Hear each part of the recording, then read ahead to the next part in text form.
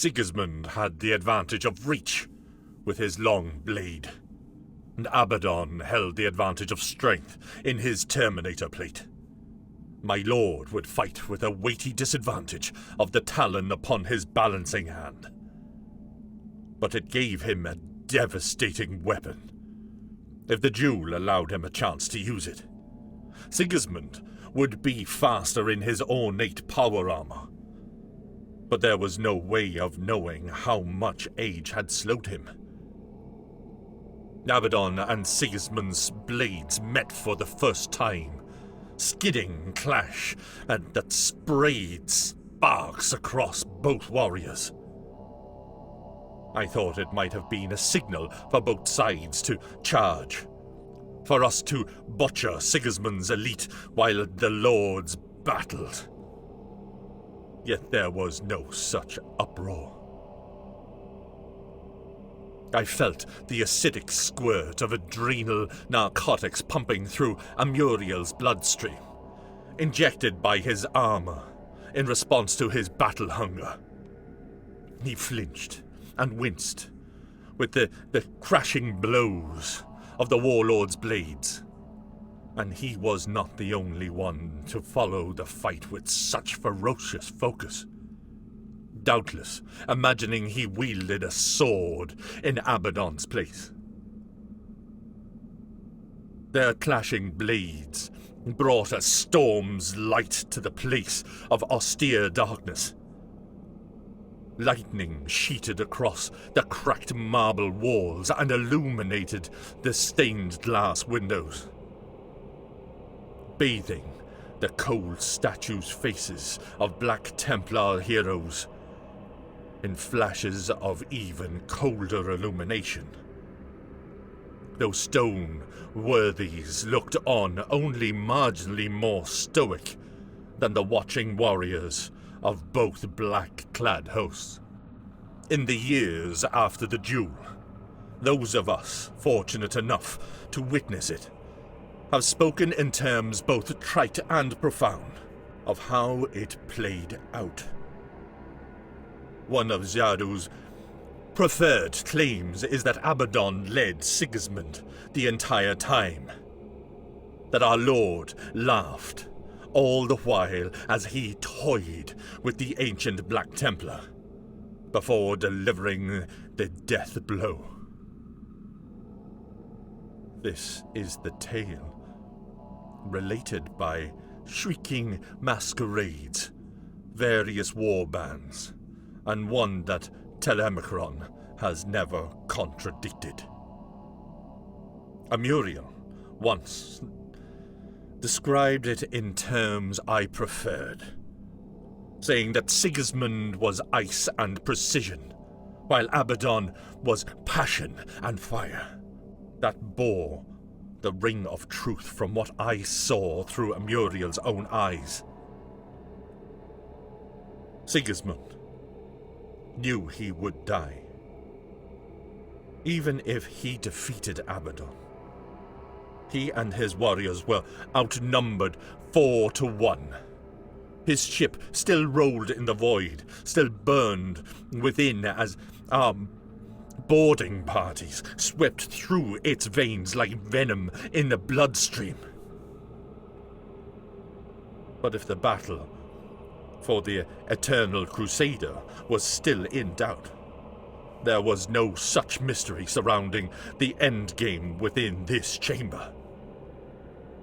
Even if fate, or a miracle of fate, spared Sigismund, the rage of 40 bolters and blades would not, and Sigismund's age did show.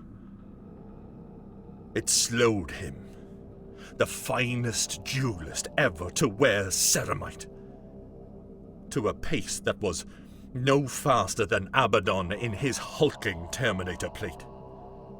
He lacked Ezekiel's enhanced strength in that great suit of armor, and the age and weariness robbed him even further.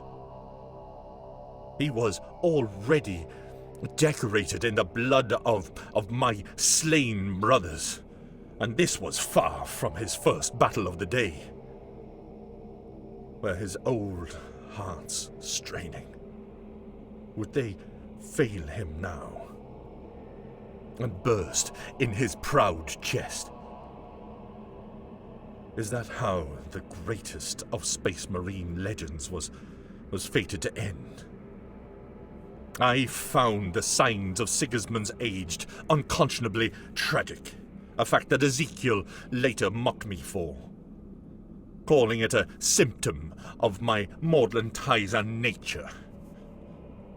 He remarked that I should have paid more heed to the fact that the Black Knight, at his 1,000 natural years of age, could still have stood toe to toe and matched blade to blade with practically any warrior in the 9 legions. Age had slowed Sigismund, but all it had done was slow him to a level with the rest of us. I did pay heed, of course. The outcome of the duel was never in question, but that did not mean I was blind to Sigismund's consummate skill. I had never seen him fight before, and I doubted anyone but the 9 legions' highest elite could face him and live even now. And at the best, he would have rivaled any being that drew breath. Sigismund's artistry with a sword is best summed up by the way he moved. Duelists will parry and deflect to keep themselves alive, if they have the skill to do so. And if they lack that skill, or simply rely on strength to win battles, then they will lay into the fight with a longer, 2-handed blade, trusting in its weight and power to overcome an enemy's defenses. Sigismund did neither of these. I never saw him simply parry a blow. For every move he made blended defense into attack. He somehow deflected Abaddon's strikes as an after effect of making his own attacks. Even Telemachron, who is possibly the most gifted bladesman I have ever seen, will parry his opponent's blows. He does it with an effortlessness that borders on inattention, something practically beneath him that he performs on instinct. But he still does it. Sigismund attacked, and he somehow deflected every blow while doing so. Aggression boiled beneath his every motion. Yet Sigismund was wearing down, minute by minute. Air soared through the grate of his clenched teeth. Abaddon roared and spat and laid into him with great swinging blows from both blade and talon. Never tiring, never slowing. Sigismund, in contrast, grew ever more conservative with his motion. He was tiring beneath the pressure of Abaddon's rage. The spring sparks of abused power fields now showed his stern features set in a rictus of effort. In so many battles, whether they are between 2 souls or 2 armies, a moment arises where the balance will shift inexorably one way or the other. When one shield wall begins to buckle, when one territory begins to fall, when one warship's shields fail or engines give out, when one fighter makes a cursory error or begins to weaken. I saw it happen in that duel.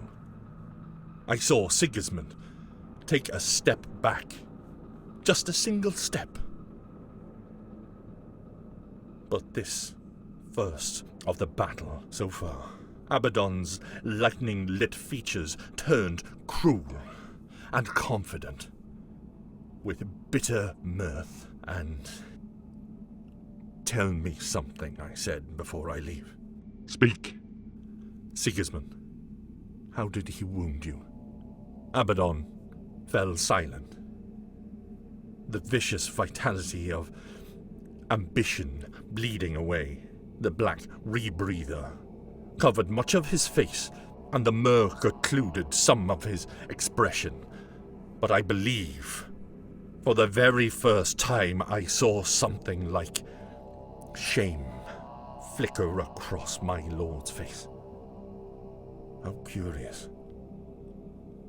"He wouldn't die," Abaddon said at last. Truthful and low. He just wouldn't die. I did not need to skim his mind for insight.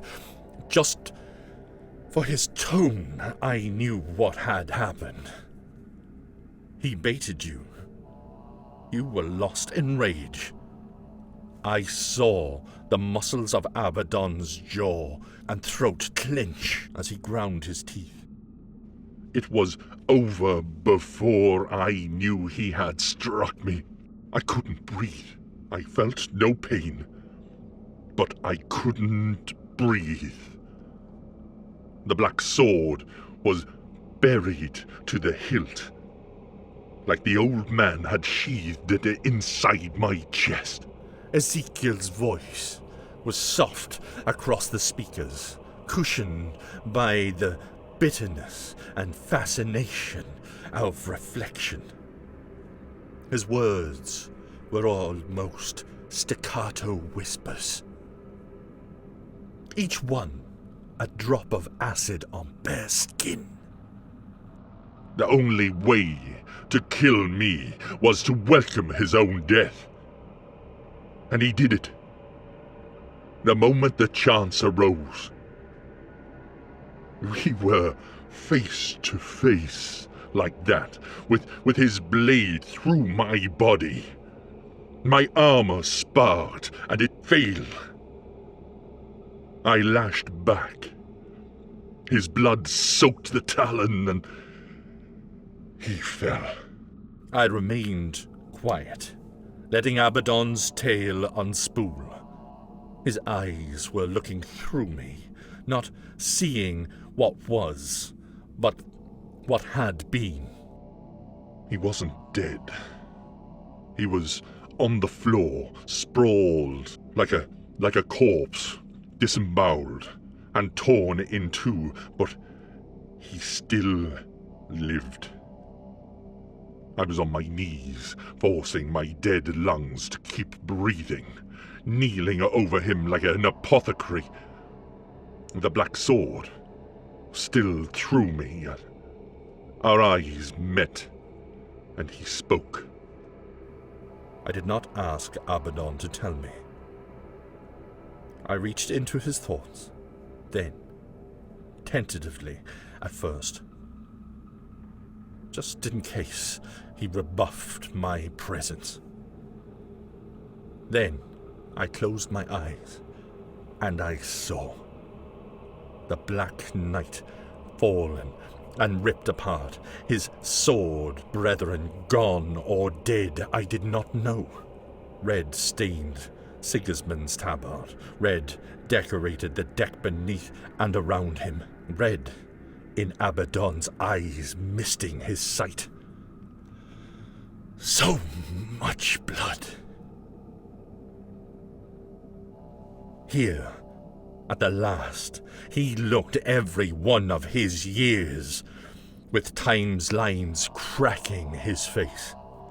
He looked upward at the chamber's ornate ceiling, his eyes lifted as if in reverence to the master of mankind upon his throne of gold.